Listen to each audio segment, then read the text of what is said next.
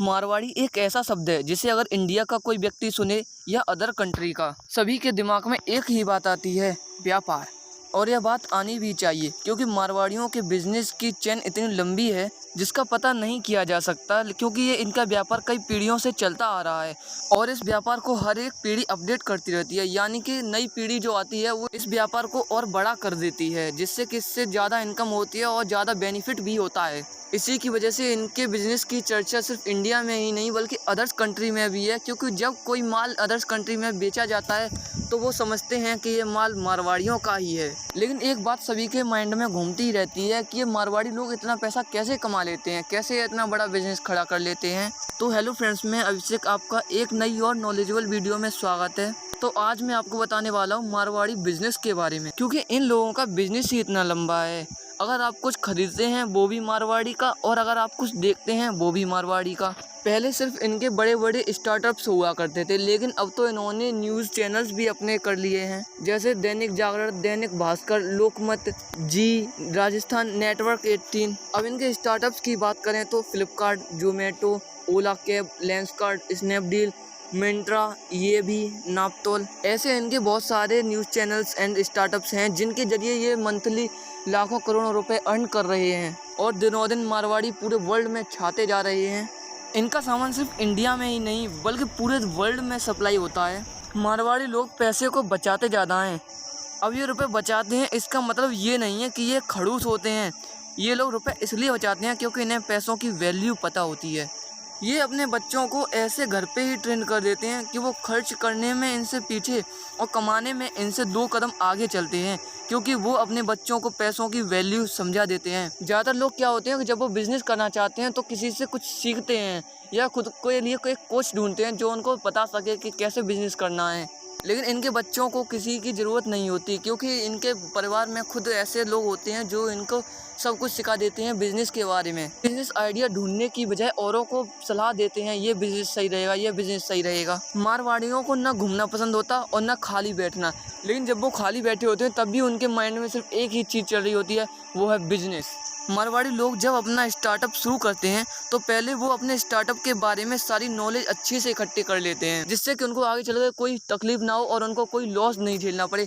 इनके अपने बिजनेस में बिल्कुल लॉस झेलना पसंद नहीं होता, इसीलिए बिल्कुल सतर्क होकर चलते हैं ये। लेकिन जब मारवाड़ियों को अपने बिजनेस में ज़्यादा से ज़्यादा मुनाफा नज़र आता है तभी वो उस स्टार्टअप को शुरू करते हैं, क्योंकि वो एक तीर से 2 निशाने लगाना चाहते हैं। वो ऐसे क्योंकि वो पहले ही अपने माइंड में 2 तरीके साथ लेके चलते हैं कि अगर मेरा ये स्टार्टअप काम नहीं करेगा तो हाल ही में इसमें दूसरा स्टार्टअप खोल सकता हूँ, और नहीं तो अगर ये काम कर जाएगा तो इससे ही मैं ज़्यादा मुनाफा कमा सकता हूँ। तभी मारवाड़ी लोग अपने बिजनेस में कभी फेल नहीं होते। अगर वो फेल हो भी जाते हैं तो हाल ही दूसरा स्टार्टअप शुरू कर देते हैं, जिससे वो जल्दी ही मुनाफा पा सकते हैं। इसी चीज़ को करते करते आज हमारे इंडिया में लगभग 45% बिजनेस सिर्फ मारवाड़ियों का है, जैसे JSW, Jindal south west, Lupin, Jindal, JK tyre, Piramal, Videocon, RPG, green ply, ऐसी बहुत सी कंपनियां हैं जिनके ओनर सिर्फ मारवाड़ी हैं।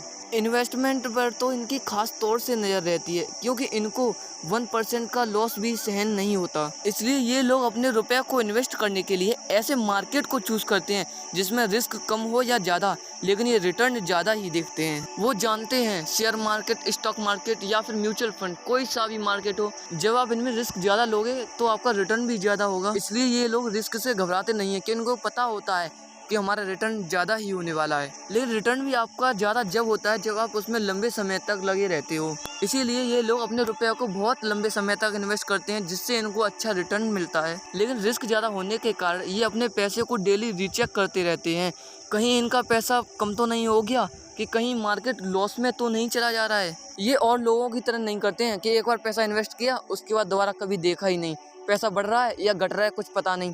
जब इनको पता लगता है कि हमने जिस मार्केट में अपना पैसा इन्वेस्ट किया था वो मार्केट अभी लॉस में जा रहा है, तो भी ये उस पैसों को उसी में पड़ा रहने देते हैं। लेकिन ये दूसरा तरीका अपनाते हैं, जो इनके पास और पैसा रखा होता है वो उस पैसे को दूसरे मार्केट में इन्वेस्ट कर देते हैं, जिससे ये जरूरी थोड़ी है कि दोनों ही मार्केट लॉस में जाएं, कोई ना कोई मार्केट तो प्रॉफिट देगा ही। मान लो एक मार्केट लॉस में गया और एक ने रिटर्न अच्छा खासा दे दिया, तो हमने जो पैसा इन्वेस्ट किया था वो पैसा इक्वल रहा, ना गया और ना आया। इससे हमको कोई बेनिफिट तो नहीं हुआ, लेकिन कोई लॉस भी तो नहीं हुआ, वैसे कि वैसे ही रहे। और अगर दोनों मार्केटरों ने अच्छा सा रिटर्न दिया तो वो तो मारवाड़ी करोड़पति बन जाएगा। अब आप लोग सोच रहे होंगे कि एक मार्केट रिटर्न दे रहा है या फिर दोनों रिटर्न दे रहे हैं। कहीं ये भी तो हो सकता है कि दोनों मार्केट लॉस में जा सकते हैं। दोनों मार्केटों की लॉस में जाने का चांसेस सिर्फ 1% होता है। इसे कहते हैं मारवाड़ी माइंड सेट। उनका माइंड ऐसे सेट होता है कि वो हर चीज को परखते रहते हैं।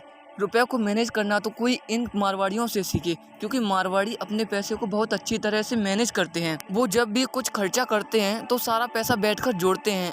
अगर वो थोड़ी सी भी फिजूल खर्ची कर देते हैं ना तो वो सोचते हैं अरे भाई आज तो मैंने बहुत खर्च कर दिया।